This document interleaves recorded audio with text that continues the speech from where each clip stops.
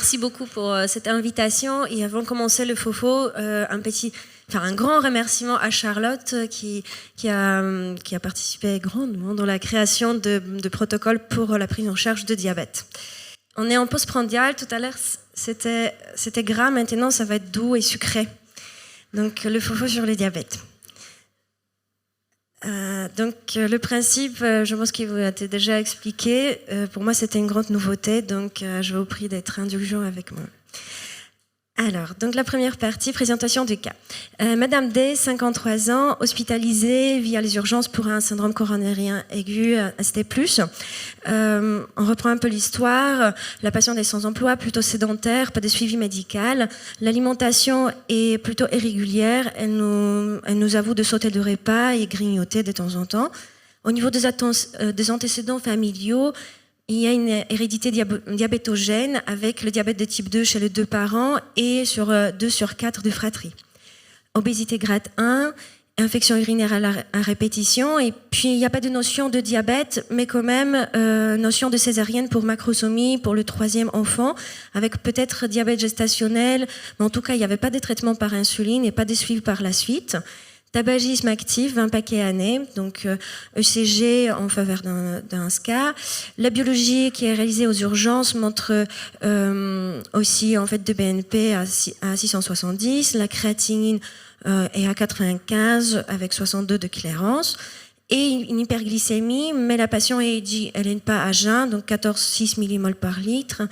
On réalise rapidement une coronarographie qui montre une lésion significative au niveau de IVA plus circonflexe. On pose 2 stents actifs. Le TT montre une fraction d'éjection à 60%. Il n'y a pas de valvulopathie. La patiente est bien évidemment hospitalisée au cours de sa coronarographie à l'USIC. On a une évaluation clinique à l'entrée. Elle présente une dyspnée. Obésité donc grade 1, patiente androïde avec une pression artérielle qui est augmentée, dextro à 2,90 et le bilan biologique d'entrée de l'USIC nous montre une hémoglobine glyquée à 11%, avec donc le LDL, bon, tout à l'heure on a déjà discuté, le LDL était à 1,41. Alors, quelles sont les questions que vous allez vous poser devant une hyperglycémie dans le contexte d'un syndrome coronarien aigu chez quelqu'un, voilà, chez une patiente? Alors, réaction dans la salle. Déjà, quelles questions pour répondre à la phase diagnostique et puis à la phase pré-thérapeutique, peut-être? Je répète au micro, d'autres atteintes, on dit? D'accord. D'autres atteintes au niveau vasculaire? On prend toutes les questions pour l'instant, et puis après on répondra quand tu réouvriras le livre. Quelles autres questions on se pose qui pourraient être importantes pour notre prise en charge? Au micro. De quoi? Dans un contexte de stress aigu, comme un infarctus, c'est des choses qui sont habituelles. Donc c'est pas choquant d'avoir 2 grammes, quelqu'un qui est hospitalisé en USIC ou en réa. Il vaut mieux les tolérer que de s'inquiéter. Okay. Voilà. Donc valeur de l'hyperglycémie en contexte aigu et tolérance ou pas. Très bien. Est-ce que vous allez vous poser d'autres questions? Donc elle avait un diabète gestationnel quand elle était enceinte. Oui. Donc HbA1c élevé, donc diagnostic de diabète d'emblée, point d'interrogation. C'est plus qu'une piste, hein, l'hémoglobine à 11%. Et quelles questions vous allez vous poser par rapport à la prise en charge, peut-être? S'il y avait déjà un traitement? Ah. Ok. Et qu'est-ce que vous traitez en phase aiguë, c'est ça? Aux oui. soins intensifs, qu'est-ce que vous mettez, Reza? Qu'est-ce que tu lui mettrais un traitement ou pas?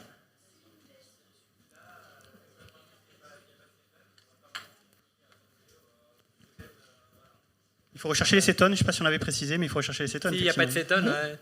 Après, s'il y a des cétones, on traiterait. Après, si c'est au-delà de 2,5 grammes, on commence un peu à se dire peut-être qu'on va mettre un protocole light, mais on peut mettre un protocole sous-cut light, mais au-delà de 2,5. D'accord. Il ne faut pas de traitement fort et pas de traitement ambitieux alors. Pas agressif et pas ambitieux. Moi, je suis tout à fait d'accord. L'hypertension, c'est pas du tout comme diabète. Il faut pas être ambitieux. On peut l'envoyer en diabéto la veille de la sortie, c'est l'idéal. Ah, merci, Jaja. Ok, c'est bon. Alors, du coup, donc, moi, je vais vous donner aussi quelques exemples. Donc, est-ce qu'il s'agit-il d'un diabète connu, d'une découverte, ancienneté? Donc, si on parlait de diabète connu, est-ce qu'il s'était traité? Effectivement, présence d'autres complications. Quand est-ce qu'il faut appeler le diabétologue? Est-ce que ça a un impact? Donc, si on veut traiter, en fait, tu disais peut-être pas, peut-être plutôt toléré. Est-ce que ça impacte le pronostic? Et si on doit traiter, quel traitement? Et donc là, nous allons ouvrir le livre. Et donc, si on ouvre le livre, donc il y a plein de recommandations différentes de sociétés savantes. Et on est un peu perdu parce que c'est chaque fois au moins 60 à 100 pages. Et donc, pour cette raison, merci à Louis-Marie qui a eu cette initiative avec Charlotte donc de simplifier les choses. Donc, quelques rappels. Donc, environ de 20 à 30% de patients avec coronaropathie présentent un diabète connu et jusqu'à 70% de patients présentent un diabète ou une intolérance au glucose si on réalisait une AGPO. Et pourquoi donc soigner l'hyperglycémie sur le plan cardiaque? Donc ça, c'est déjà des données qui sont bien établies depuis longtemps un traitement d'hyperglycémie, ça permet de réduire le risque d'infarctus de myocarde et de diminuer la mortalité de toute cause.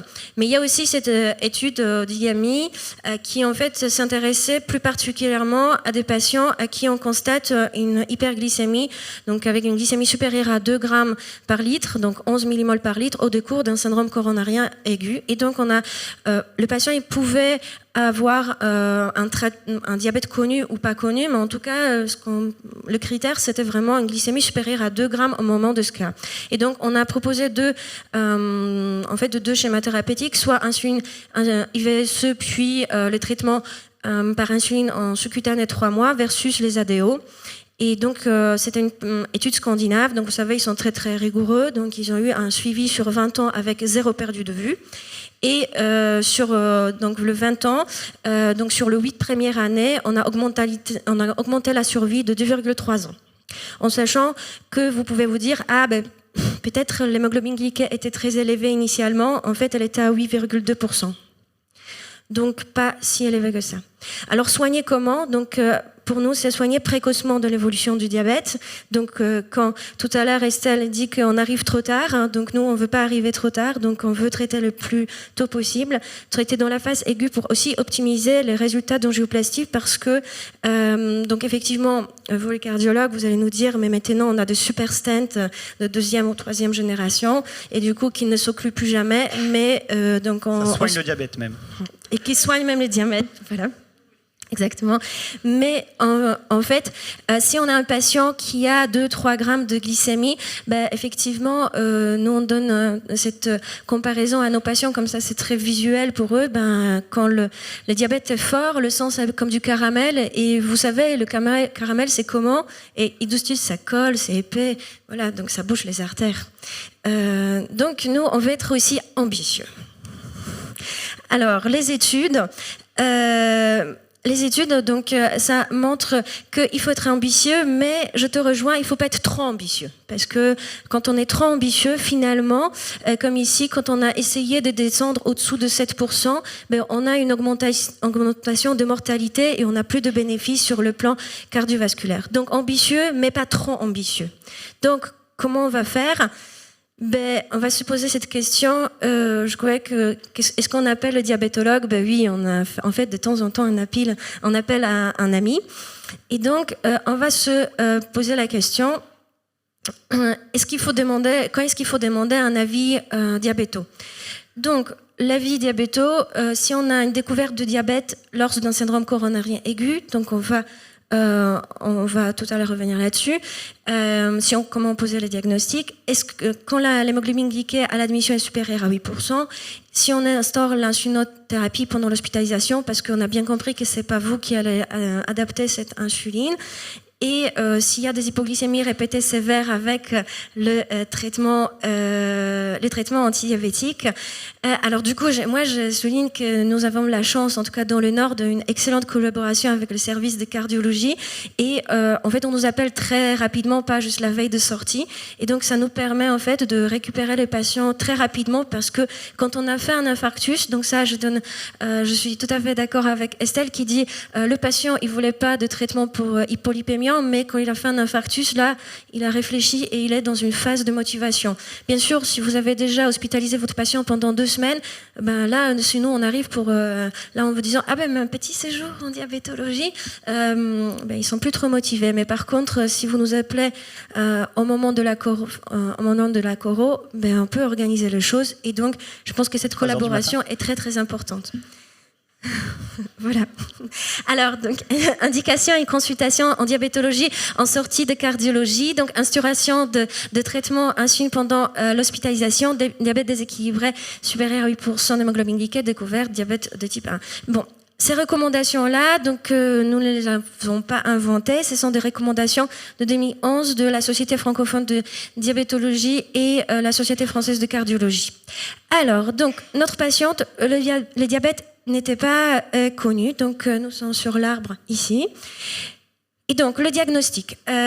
Habituellement, l'hémoglobine glycée en France n'est pas reconnue comme en fait un marqueur de diagnostic de diabète, sauf le seul cas où c'est admis grâce à ces recommandations-là, c'est le syndrome coronarien aigu. Et si on a une hémoglobine glycée supérieure à 6,5%, on peut considérer comme critère diagnostic du diabète. Chez les patients, par contre, parce que comme c'était précisé tout à l'heure pendant les questions, on peut avoir cette hyperglycémie modérée qui est liée au stress. Chez les patients qui ont une hyperglycémie mais qui ont une hémoglobine glycée inférieure à 6,5, donc il est normalement recommandé de faire une HGPO dans le mois qui suit en fait l'infarctus. Bon, je n'ai pas trop vu ça. Au niveau de la conduite à tenir, donc le bilan de complications, donc si on a 11% d'hémoglobine glycée, évidemment on va se toujours poser la question, est-ce que c'est pas un diabète ancien, et donc prévoir, donc rechercher les complications microangiopathiques et monitorer le dextran. Alors, si c'est pas un syndrome coronarien aigu, mais tout simplement hospitalisation à l'USIC pour, par exemple, une décompensation cardiaque, là, effectivement, on va toujours essayer d'éviter les hypoglycémies pour ne pas augmenter la mortalité. Alors, donc, la patiente n'était pas connue diabétique, hyperglycémie à l'admission, donc oui. Et donc, le traitement, dans le contexte de SCA, donc à l'USIC, normalement, si on a une hyperglycémie, donc avec une glycémie supérieure à 1,80, il est recommandé de démarrer une insulinothérapie en continu, donc avec un PSE d'insuline. Et donc, les objectifs sont, comme vous voyez, pas très ambitieux, c'est être entre 1,40 et 1,80, donc on ne veut pas du tout descendre à 1 gramme, et donc on est quand même assez loin de seuil d'hypoglycémie. Donc un petit schéma en fait de recommandations. Donc vous avez vu qu'on a essayé de le simplifier un tout petit peu. Et donc, pour vous faciliter les choses, donc dans l'algorithme, vous avez le protocole avec exactement comment on adapte le traitement. Donc, ça reprend les recommandations qui sont assez précises. Donc, il n'y a pas besoin d'avoir peur. Je ne saurais pas quoi faire. Tout est vraiment détaillé. Et ça, ce sont les recommandations. Alors, donc, on referme le livre et donc, la patiente a été hospitalisée 3 jours en cardiologie. Et puis, rapidement, parce qu'en cardiologie, il faut libérer la place pour les nouveaux, elle va en diabétologie, on réévalue le traitement, on sèvre en insuline rapide, on introduit la metformine, on instaure un analogue de GLP-1, on fait les bilans des complications, il n'y a pas de rétinopathie, pas de néphropathie, on éduque et on la fait sortir. Donc, au début, la patiente, elle est motivée, mais finalement, à 1 an, du coup, elle est plutôt bien équilibrée, 7,1% d'hémoglobine glycée. Donc on vous propose, écoutez, maintenant on arrête le suivi spécialisé, vous continuez en vie. Avec le médecin traitant, donc elle est très assidue pendant 2 ans, mais vous savez comment c'est la vie en fait. 2 ans, on est motivé, on se rappelle l'infarctus, après on oublie de plus en plus, et puis après elle ne vient plus en consultation, et puis en fait elle se rappelle qu'il faut avoir la consultation annuelle avec le cardiologue, donc elle revient le voir. Son traitement, donc c'est la metformine, 500 mg une fois par jour, un Diamicron 120 mg par jour, et Januvia 100 mg par jour. Aspégique, bisoprolol, ramipril. Donc on aime le ramipril, mais on l'aime plus maintenant. Au niveau du bilan, donc on a des séquelles d'infarctus, on a une hypertrophie ventriculaire gauche, la tension est à 14, 8,5, on a une 45 de FEVG, elle a pris en fait du poids. Et au niveau du bilan biologique, ça remontait à 9,1% l'hémoglobine glyquée, avec une glycémie à jeun à 2,30. Ah, pardon. Pardon, on refaire. Donc, comment orientez-vous la prise en charge et quelles questions pouvez-vous poser? Alors, quel est le problème et qu'est-ce qu'on doit faire? Diagnostic thérapeutique. Le quoi? Le vécu, c'est-à-dire pourquoi elle a lâché? Oui. Comment va la patiente moralement et pourquoi est-ce qu'elle a lâché le traitement?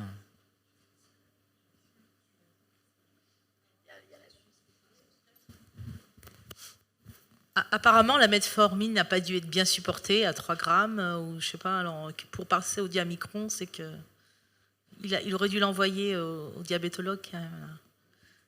Voilà. C'est une idée en tout cas. Okay. Mauvaise tolérance thérapeutique. Et puis il y a des malaises aussi. Est-ce qu'elle fait des hypos? Est-ce qu'elle fait des malaises? Okay. Peut-être. Prise du poids. Prise de poids. Donc ça, c'est peut-être avec le Diamicron.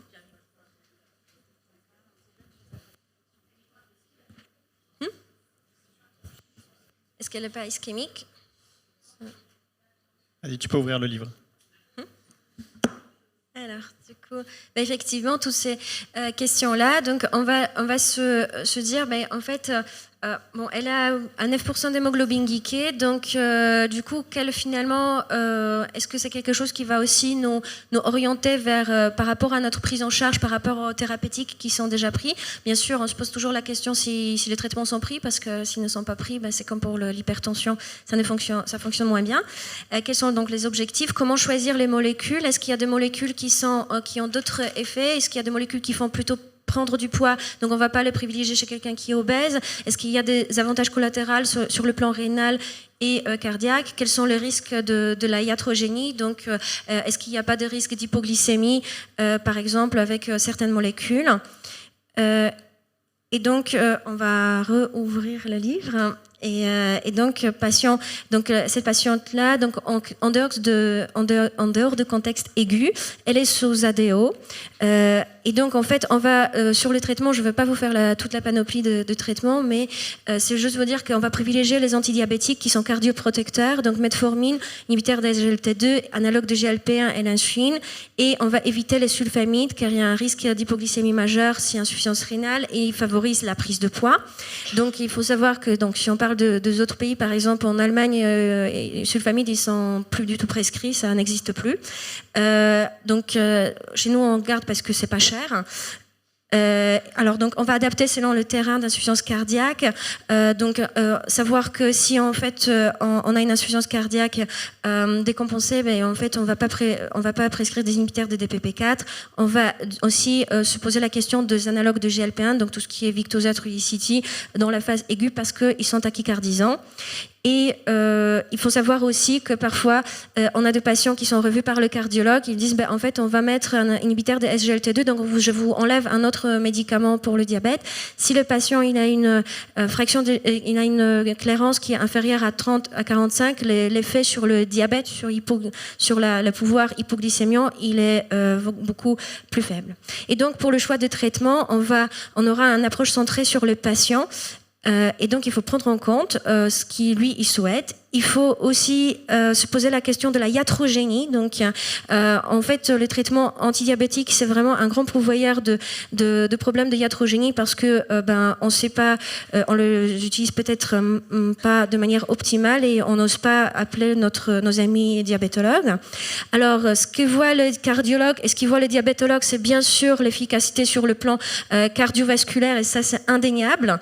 Mais par contre, ce que nous, on voit un peu plus, c'est que, donc ça c'est l'exemple de SGLT2, c'est que il y a quand même des patients qui après la mise de SGLT2, ils viennent pour le problème de pied diabétique avec des amputations, donc ce n'est pas quelque chose anecdotique. Et donc ça c'est le registre danois sur 60 000 patients qui montre qu'il y a une augmentation de fois 2,7, que pour les patients, la peur en fait, ils préfèrent de mourir que se faire amputer. Donc il faut prendre en compte tout ça et ça veut pas dire on prescrit pas la molécule, mais en fait, on évite la iatrogénie, donc on la prescrit bien et on éduque le patient pour ça. Donc voilà, donc vous avez un petit récapitulatif sur la iatrogénie de différents médicaments. Et donc, en fait, on va se poser la question, est-ce que l'hémoglobine glyquée a la cible? Et donc, c'est très simple pour l'hémoglobine glyquée parce que pour la population générale, c'est 7%, 8% c'est pour le patient fragile et 9% c'est pour le patient très, très fragile. Donc, c'est très simple, mais c'est pas si simple que ça parce qu'on va les modifier en fonction aussi de la motivation du patient. Donc, si votre patient il a 12% d'hémoglobine glyquée, si vous arrivez déjà à descendre à 9, c'est déjà un gain. Et donc, on va peut-être pas viser sycédémie, on va pas être frustré parce qu'on n'y arrive pas.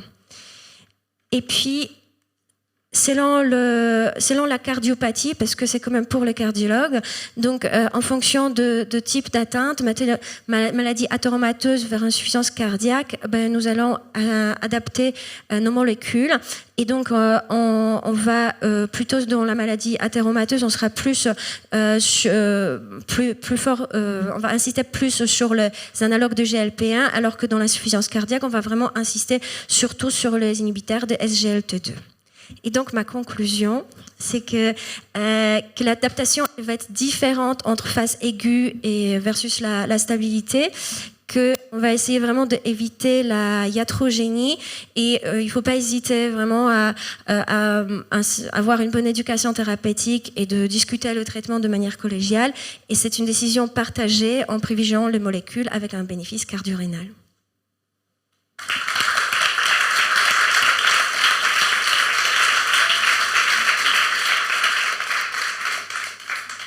Merci beaucoup Ania, c'était très riche. Le temps que Julie vient de s'installer pour nous parler d'obésité, s'il y a une ou deux questions pour Ania. Oui, bonjour. Pourquoi il y a plus d'amputations? Est-ce qu'on sait pourquoi il y a plus d'amputations dans le groupe SGLT2? Alors, on n'a pas d'explication claire, mais on pense que c'est en fait l'histoire de volémie. Que probablement c'est des patients qui ont des lésions au niveau de artériopathie de membres inférieurs qui étaient probablement pas compensées.